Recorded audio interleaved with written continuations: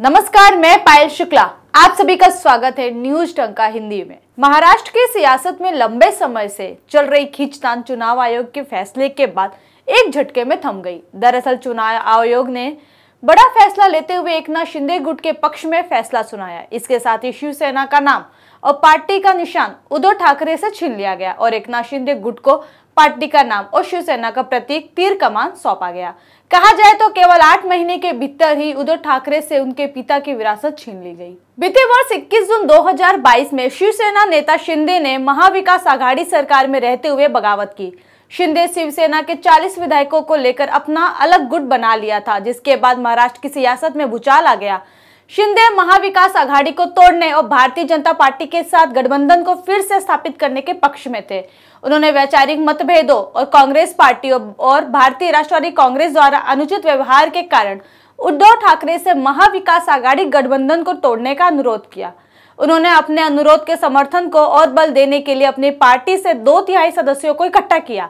शिंदे के विद्रोह के परिणाम स्वरूप उद्धव ठाकरे ने महाराष्ट्र के मुख्यमंत्री पद से इस्तीफा दे दिया और उन्होंने महाराष्ट्र विधान परिषद से भी इस्तीफा दे दिया। शिंदे ने सफलतापूर्वक भाजपा शिवसेना गठबंधन को फिर से स्थापित किया और 20वें मुख्यमंत्री के रूप में शपथ ली, जिसमें भारतीय जनता पार्टी के देवेंद्र फडणवीस उप मुख्यमंत्री बने। वहीं 24 फरवरी 2023 को उद्धव ठाकरे ने दिल्ली के मुख्यमंत्री अरविंद केजरीवाल और पंजाब के सीएम भगवंत मान से मुलाकात की। ठाकरे ने दोनों नेताओं को मुंबई वाले अपने घर पर चाय के लिए बुलाया। केजरीवाल ने उद्धव ठाकरे की पार्टी और चुनाव चिन्ह को लेकर बयान दिया। उन्होंने कहा कि इसे चुराया गया है, लेकिन उद्धव बाग के बेटे हैं। केजरीवाल ने अपनी इच्छा जाहिर करते हुए कहा कि आने वाले सभी चुनाव में उद्धव ठाकरे की बहुमत के साथ जीत होगी। वहीं केजरीवाल ने उम्मीद जताई कि सुप्रीम कोर्ट से उद्धव ठाकरे को जरूर न्याय भी मिलेगा। वहीं जब पत्रकारों ने केजरीवाल से पूछा कि क्या आगामी चुनाव में वो उद्धव ठाकरे के साथ गठबंधन करेंगे, तो उन्होंने कहा कि चुनाव आने पर आपको इन सवालों का जवाब खुद ब खुद मिल जाएगा। जबकि उद्धव ठाकरे ने मुलाकात पर कहा कि केजरीवाल और भगवंत मान यहाँ आए, देश को मजबूत करने के लिए हम सब मिलकर काम करेंगे। इसी पर हमारी चर्चा हुई। हालांकि जिस तरह के हालातों से उद्धव ठाकरे की पार्टी गुजर रही है, उसे देखकर यह कहा जा सकता है कि खुद को मजबूत करने के लिए साथ ही एकनाथ शिंदे और बीजेपी को रोकने के लिए वो आपके साथ गठबंधन से परहेज नहीं करेंगे। लेकिन देखना होगा कि क्या इस गठबंधन को एमवीए का सहयोग मिलता है या नहीं, क्योंकि कई मौकों पर उद्धव ठाकरे और शरद पवार की विचारधाराओं में व्यापक अंतर देखने को मिला है। महाराष्ट्र में महाविकास आघाड़ी सरकार को बचाने के लिए एनसीपी सुप्रीमो शरद पवार ने कई बार प्रयास किए थे। शरद पवार ने कई मौकों पर पूर्व मुख्यमंत्री उद्धव ठाकरे का बचाव और समर्थन भी किया। वहीं राज्य की पूर्ववर्ती महाविकास आघाड़ी सरकार के गिरने के बाद से एमवीए नेताओं ने राज्य में मध्यावधि चुनाव की बात कई बार कही, जिसमें उद्धव ठाकरे गुट और कांग्रेस के नेताओं का नाम शामिल है। हालांकि मध्यावधि चुनाव के मुद्दे पर उद्धव ठाकरे और शरद पवार के विचार बिल्कुल भी मेल नहीं खाते हैं। वहीं जब कुछ दिन पहले उद्धव ठाकरे ने कहा कि राज्य में जल्द मध्यावधि चुनाव होंगे, उद्धव ने यह बात कस्बा और पिंपरी उपचुनाव के दौरान एक बार फिर से कही। हालांकि इस मुद्दे पर शरद पवार ने कहा कि उन्हें ऐसा बिल्कुल भी नहीं लगता है कि राज्य में मध्यावधि चुनाव होंगे। पवार ने कहा कि मैं नहीं जानता कि उद्धव ठाकरे ने यह बात किस आधार पर कही है। उद्धव ने अपने कार्यकर्ताओं से कहा कि सुप्रीम कोर्ट में एकनाथ शिंदे गुट के साथ कानूनी लड़ाई चल रही है। साथ ही विधायकों की अपात्रता का मुद्दा भी अदालत में लंबित है, जिस पर जल्द फैसला आने की उम्मीद है। ऐसे में राज्य में जल्द मध्यावधि चुनाव हो सकते हैं। हालांकि उद्धव चुनाव के मध्यावधि चुनाव होने की बात का संजय राउत ने भी समर्थन किया है। संजय राउत ने कहा कि उद्धव ठाकरे ने जो मध्यावधि चुनाव होने की बात कही है, वो तथ्यों पर ही आधारित है। वहीं 17 फरवरी को चुनाव आयोग की तरफ से शिवसेना का नाम और चिन्ह पर निर्णय आने के बाद बाला साहेब ठाकरे वाली शिवसेना के प्रमुख उद्धव ठाकरे को झटका लगा, तो उनके सहयोगी एनसीपी चीफ शरद पवार ने उन्हें समझाया। शरद पवार ने उद्धव से कहा कि इस चीज को स्वीकार करें और नया चुनाव चिन्ह ले। शरद पवार ने कहा कि यह चुनाव आयोग का फैसला है, एक बार फैसला हो जाने के बाद कोई चर्चा नहीं हो सकती, इसे स्वीकार करें और एक नया सिंबल ले। शरद पवार का मानना था कि इसका कोई बड़ा प्रभाव नहीं होने वाला है, क्योंकि लोग नए प्रतीक को भी स्वीकार कर लेंगे। वहीं जब हाल ही में उद्धव ठाकरे के नेतृत्व वाली उद्धव बाला साहेब ठाकरे और प्रकाश आंबेडकर की वंचित बहुजन आघाड़ी ने हाल ही में नए गठबंधन किए, तब राष्ट्रीय कांग्रेस पार्टी के नेता शरद पवार ने कहा कि अब तक वीबीए को बोर्ड में शामिल करने को लेकर महाविकास आघाड़ी के घटकों के बीच कोई बातचीत नहीं हुई है। उस दरमियान पवार ने कहा कि कांग्रेस राष्ट्रवादी कांग्रेस पार्टी और ठाकरे के नेतृत्व वाली शिवसेना मिलकर ही आगामी चुनाव लड़ेगी। बता दें कि 3-4 महीने की बातचीत के बाद प्रकाश आंबेडकर की पार्टी और वंचित बहुजन अघाड़ी और उद्धव ठाकरे गुट के बीच गठबंधन हुआ था। गठबंधन का हिस्सा बनते ही प्रकाश आंबेडकर ने भी एनसीपी नेता शरद पवार पर टिप्पणी करनी शुरू कर दी। प्रकाश आंबेडकर ने कहा था कि शरद पवार भाजपा के साथ है, उनके विचारों में कोई बदलाव नहीं आया। इसके बाद से ही कयास लगाया जा रहा था कि महाविकास आघाड़ी में सब कुछ ठीक नहीं है।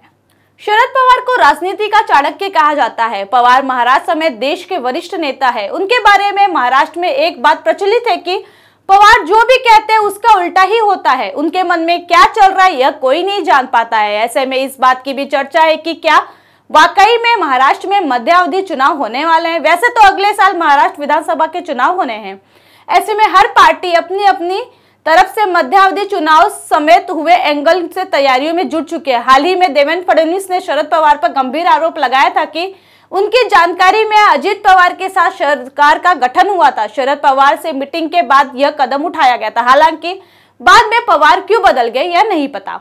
वहीं भारत जोड़ो यात्रा के दौरान कांग्रेस की ओर से एक बार फिर से विपक्षी दलों को एक मंच पर लाने की कोशिश की गई थी। राहुल की अगुवाई में भारत जोड़ो यात्रा का समापन 30 जनवरी को श्रीनगर में हुआ था। हालांकि कांग्रेस की ओर से भारत जोड़ो यात्रा में शामिल होने के लिए जिन राजनीतिक दलों के नेताओं को पत्र भेजा गया था उसमें कुछ दलों के नाम शामिल नहीं हुए थे। इस लिस्ट में अरविंद केजरीवाल की आम आदमी पार्टी, तेलंगाना के मुख्यमंत्री चंद्रशेखर राव की भारत राष्ट्र समिति और गुलाम नबी आजाद की डेमोक्रेटिक प्रोग्रेसिव आजाद पार्टी शामिल थी।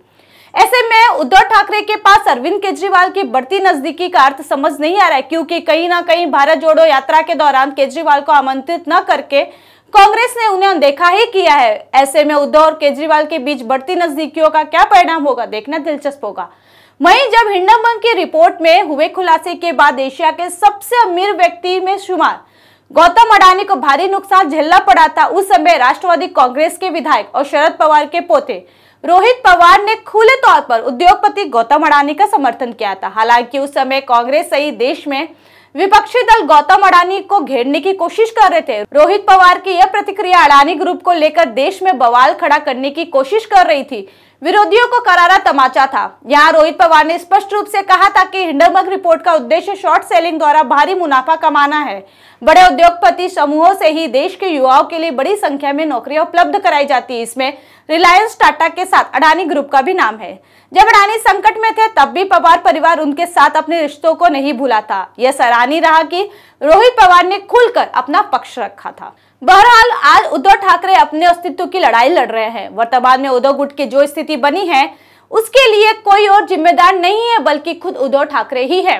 वहीं उद्धव ठाकरे पर आए इस आपदा में एनसीपी को अपना फायदा दिख रहा है। कहा तो यह भी जा रहा है कि आज एनसीपी के मुखिया शरद पवार इसे अवसर के रूप में देख रहे हैं।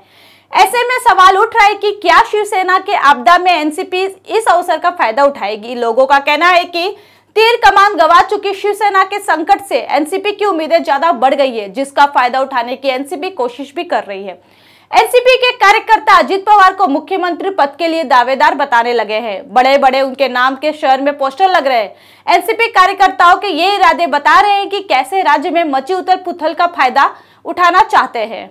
वहीं कई मौकों पर तो शरद पवार ने शिवसेना की उम्मीदों से परे जाकर बात कही है। जैसे जब शिंदे गुट गुवाहाटी में थे तब उन्होंने कहा था कि यह शिवसेना का आंतरिक मामला है, लेकिन जैसे जैसे हालात बिगड़ते गए वैसे वैसे शरद पवार के भी सुर बदलते गए। उन्होंने यहां तक कह दिया था कि उद्धव ठाकरे को संगठन पर ध्यान देना चाहिए था। महीने भर की भागदौड़ के बाद महाविकास आघाड़ी की सरकार बनी थी, लेकिन शरद पवार ने शिवसेना में पड़ी फूट को सुलझाने के बजाय उलझाते ही चले गए।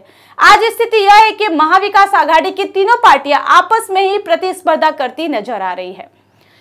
उद्धव ठाकरे ने कहा राज्य में मध्यावधि चुनाव होगा, इस पर शरद पवार की आपत्ति है। इस पर आपकी अपनी राय क्या है, हमें कमेंट सेक्शन में जरूर बताएं। साथ ही हमारे चैनल को लाइक, सब्सक्राइब और शेयर करना न भूलें। फिलहाल के लिए इतना ही। जल्दी एक नई जानकारी के साथ पुनः उपस्थित होंगी। तब तक के लिए मुझे दीजिए इजाजत। धन्यवाद।